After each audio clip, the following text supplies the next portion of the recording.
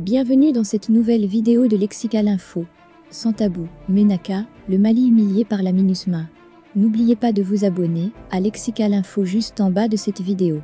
Tandis que le secrétaire général de l'ONU, Antonio Guterres et le Abdoulaye Diop s'échinent lors du processus de renouvellement de la force onusienne autour de l'augmentation de l'effectif autorisé de la MINUSMA de 2069 soldats, sur le terrain, la force onusienne joue au bon samaritain. Au lieu de combattre le terrorisme, les soldats de l'ONU se sont transformés en acteurs humanitaires s'ils ne font pas la délation dans le dos des famins. Au pire moment de la dégradation des relations entre notre pays et la France qui a choisi unilatéralement de nous abandonner en plein vol, et au moment où sans la France le Malien respire à plein poumon, sa souveraineté et sa dignité, la MINUSMA choisit d'émousser notre fierté nationale en recourant à la France, pour venir en aide à nos populations déplacées de Ménaka.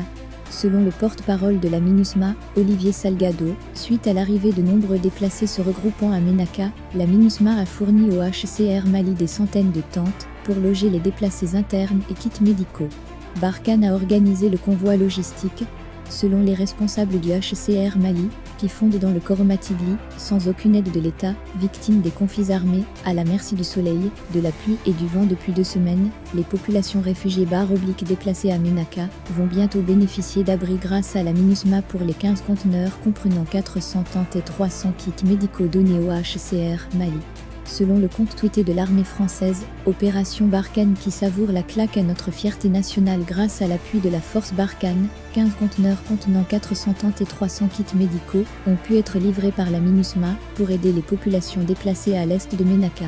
Toute la question est, 31 mai 2022, où le chef de la MINUSMA s'était rendu à Ménaka pour suivre l'évolution de la situation, rencontrer les autorités locales et renforcer l'appui de la mission à ce dimanche 12 juin 2022, elle est venue au secours des populations à Ménaka. La force onusienne n'a-t-il pas trouvé d'autres transporteurs que Barkhane pour acheminer ses tentes?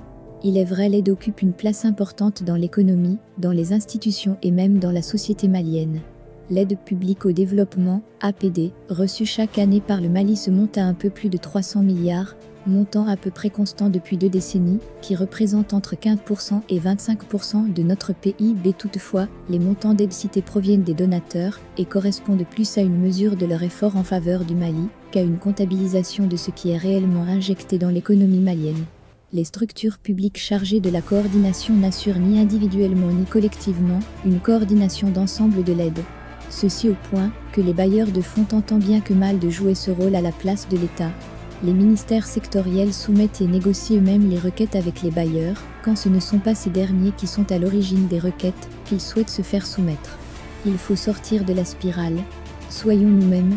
Seyaka Fousamaloye.